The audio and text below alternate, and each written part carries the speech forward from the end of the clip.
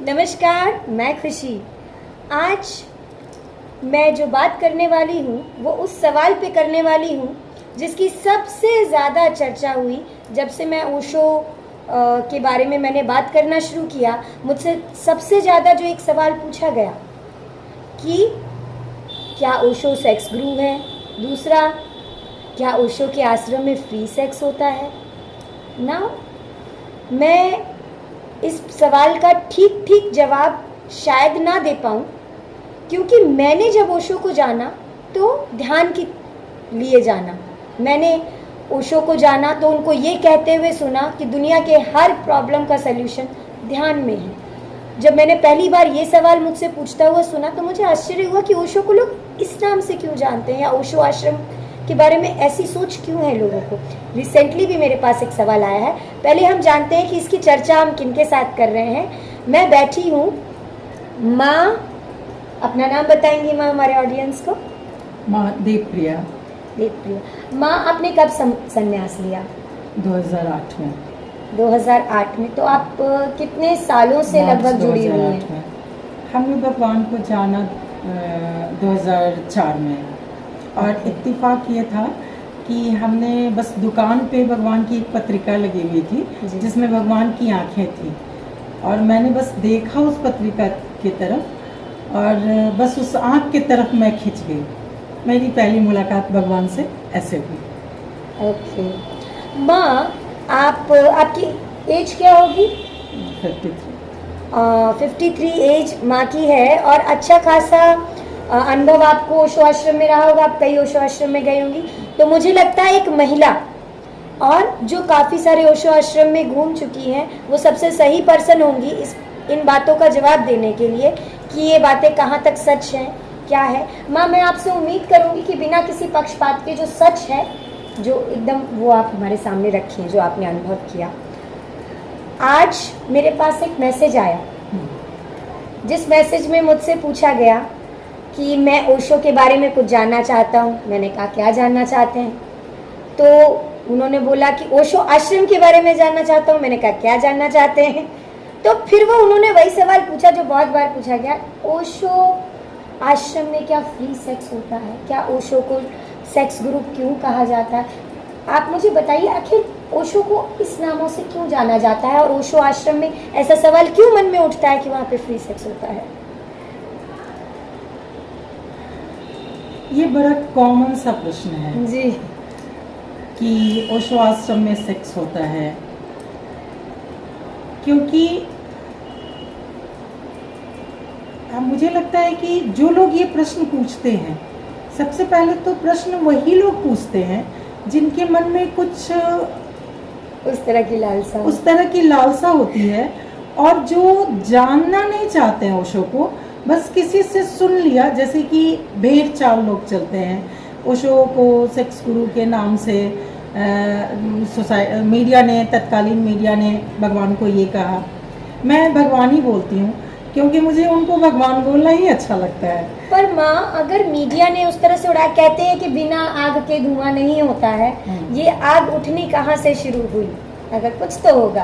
ये मैं नहीं जानती। मैंने 2004 में लिया। शुरुआत के दिन में मैं नहीं जानती कि क्या होता था, पर मैं इतना जानती हूँ कि लोगों के मन की भ्रांति पहले कह दूँ कि सबसे पहले तो उनको मीडिया ने नाम दिया सेक्स गुरु।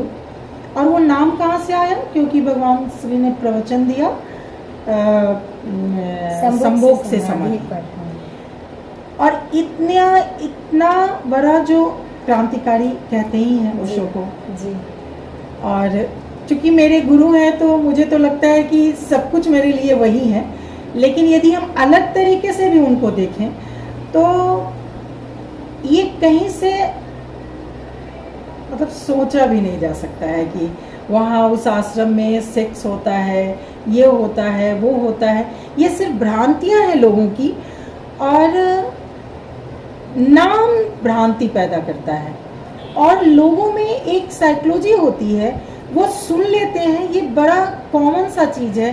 अरे, और लोग उसको ही खोजते हैं, सेक्स को ही खोजते हैं, इसलिए उसके बारे में आते हैं। ओशो सन्यासी से पूछा जाता है, और वो यदि सच में ये ओशो को जानने के पहले यदि वो सेक्स की ही बात करते हैं तो कम से कम उसकी रुचि के लिए ही तो भगवान को पढ़ लें, ओशो को पढ़ लें। जब वो पढ़ लेंगे तो उनको खुद ही क्लियर हो जाएगा कि उस आश्रम में सेक्स होता है या ध्यान होता है। अच्छा माँ, आप इतने आश्रम में गई, आप पहले सबसे पहले ये क्लियर कर दीजिए कि क्या वहाँ पे फ्री सेक्स जैसा कुछ होता है सच में?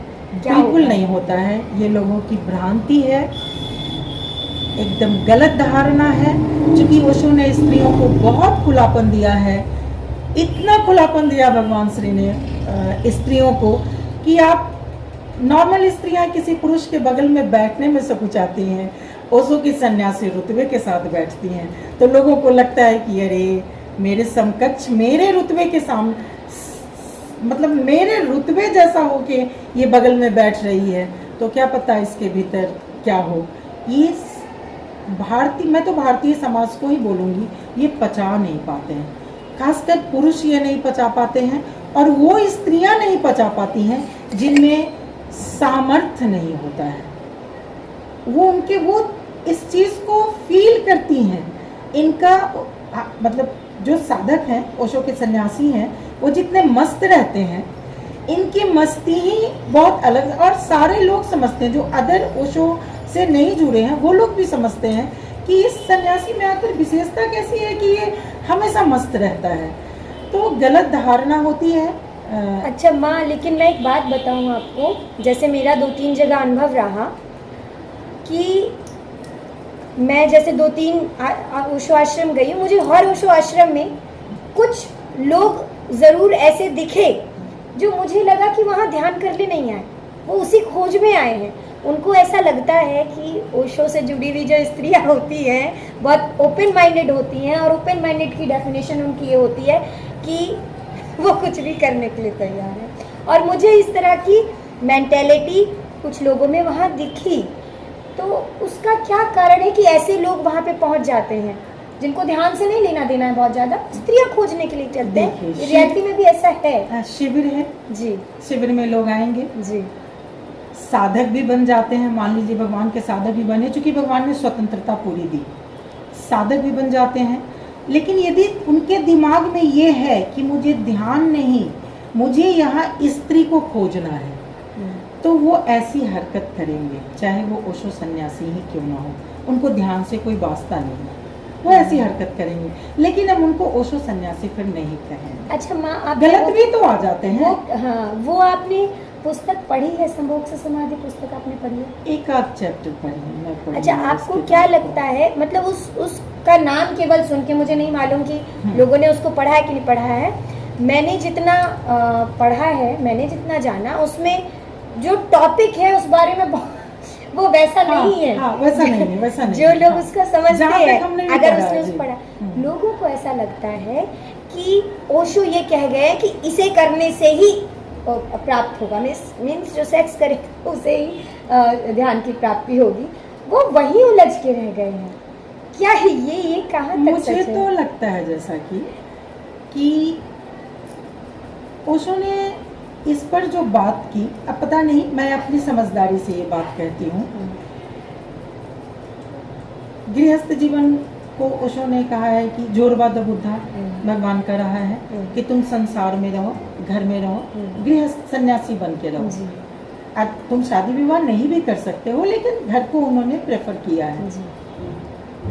पति पत्नी यदि साधक हैं, दोनों पति पत्नी साधक हैं, निश्चित रूप से वो संभोग में उतरेंगे। जी।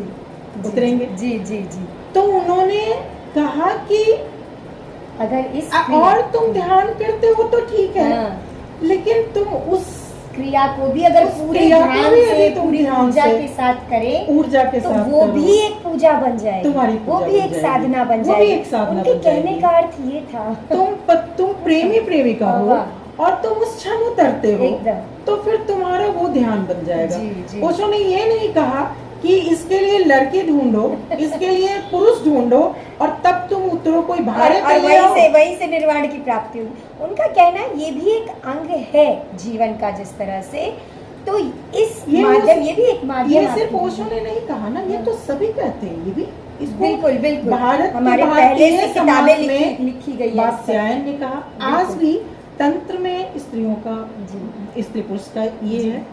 तो ओशो ने सोसाइटी में जो कि खुल के बोला, तंत्र है तो वो अलग है जी, उसकी परंपरा ही अलग है। वात्स्यायन थोड़े पुराने हो चुके हैं।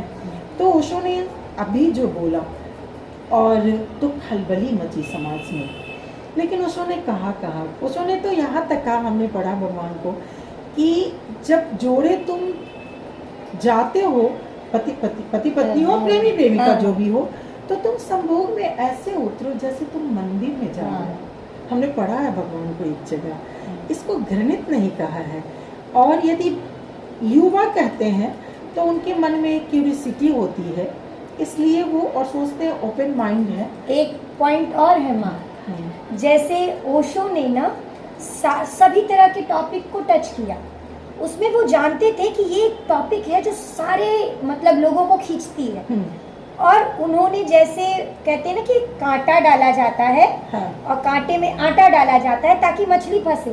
तो वो आटा है, ये जो टॉपिक्स है ना उनके इस तरह की कंट्रोवर्शियल, वो आटा है जो मछली पकड़ने का।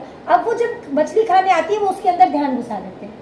कई लोग जैसे मुझसे भी मैंने ये देखा है कि मेरे भी ग्रुप में आए इसी तरह का सवाल करने। फिर मैंने उनसे बात की, उनको बताया कि ध्यान क्या होता है। फिर कुछ लोग फिर ध्यान में इंटरेस्ट ले, ध्यान जो एक बार सुकून दे देता है तो फिर वो खींचते रहता है। तो कोई तो चीज है जो उनको खींच लाए। तो उन्होंने सारे जो भी ऊपर नीचे जो टॉपिक्स हो सकते थे जो लोगों को अट्रैक्ट करते वो टच किए। वो आटा डाला, मछली आई, उसके अंदर ध्यान घुसा दिया। वो उन्होंने किया है। बहुत सारे लोग ध्यान से इसी रास्ते से आ गए। उनकी लीला शराब की बात उन्होंने इसीलिए किया कि जो शराब, और बहुत सारे शराबी लोग आए, ध्यान किए, तो मस्त हो गए। फिर जब उनको असली ध्यान की शराब मिल गई तो डूब गए। मैं ये नहीं कहूँगी, है सब तरह के लोग हैं। कुछ लोग शराबी पीते रह गए, कुछ लोग और फंस गए। उन्होंने कुछ शराबी पीते रह गए। उन्होंने ऐसा कहा, चाहना मजबूत नहीं, उन्होंने संकल्प को मजबूत नहीं किया। हाँ, इसको भी तो भगवान कहते हैं कि संकल्प की भी तो जरूरत पड़ती है ना। जी जी। तो ये बात भी है। लेकिन ये बड़ा कॉमन सा आजकल चर्चा है, इसी बहाने लोग आए तो। और मुझे नहीं लगता है कि भगवान श्री जो प्रेम सिखाते हैं, आश्रम में ऐसा आपको नहीं लगता कि कुछ नहीं होता। आश्रम में तो नहीं होता है। और लेडीज के लिए आश्रम कैसा है? वो सेफ है, बहुत सेफ है। और आप यदि खुद बुरी हैं तो कहीं भी बुरी हैं। अब बुरी और अच्छे का सवाल ही नहीं है। बिना आपकी इच्छा के कहीं कुछ भी नहीं होता। नहीं, रियलिटी ये है कि बिना आपकी इच्छा के, मान लीजिए कहीं होता भी है। ओशो आश्रम में तो बिल्कुल नहीं होता है, क्योंकि भगवान ने स्ट्रिक्टली कहा है कि वैसे लोग को आप जो ना तो ना, स्त्रियों को पहले था ना कि ना कहा। तो अभी ये प्रचार हुआ है नो मींस ये नो, भगवान लेकिन ने ओशो ने बहुत पहले ना तो ना, इसका मतलब No नहीं means होता no। है। नो मीन्स नो होता है। और ये गलत धारणा है, बिल्कुल भ्रांत। ये चीज मैंने भी ऑब्जर्व फैलाई जाती है। जैसे भी लोग हो वहाँ पे, उनको ये पता है कि अगर स्त्रियाँ डिसइंटरेस्टेड हैं तो वो आपको बार बार नहीं टोकेंगी, बिल्कुल परेशान नहीं करेंगे। ये नहीं, ये चीज तो ऐसा नहीं है। ये भ्रांति अच्छा, ओशो आश्रम का सबसे जो केवल ओशो आश्रम में होता है डायनेमिक, और कहीं नहीं होता है ना। मानवता के लिए एक बहुत बड़ी देन है भगवान की डायनेमिक जी। और वही एकमात्र दवा है जो आगे आने वाले समय में सबको करना ही पड़ेगा। एक सिलेबस के रूप में बच्चों के लिए भी डालना पड़ेगा, क्योंकि बच्चे जिस तरह से स्कूल में हिंसात्मक हो रहे हैं जी, आजकल, तुम भी जानते हो, जी, हम भी जानते हैं, हम दोनों शिक्षक ही हैं। हाँ जी। बच्चे जिस तरह से हिंसात्मक हो रहे हैं विद्यालय में, एकमात्र कारण, एकमात्र उनकी औषधि डायनेमिक ही है। जी। तो बहुत अच्छा लगा माँ आपसे बात करके इस टॉपिक पर। और जो हम लोगों की सोच है, जो माँ की सोच है, मेरे तो बहुत कम दिन का अनुभव था और मैं बहुत खुल के बताती हूँ और बिना पार्शियलिटी के बताती हूँ, मुझे जो भी बताना था। माँ के भी आपने विचार सुने, माँ भी बहुत दिन से जा रही हैं।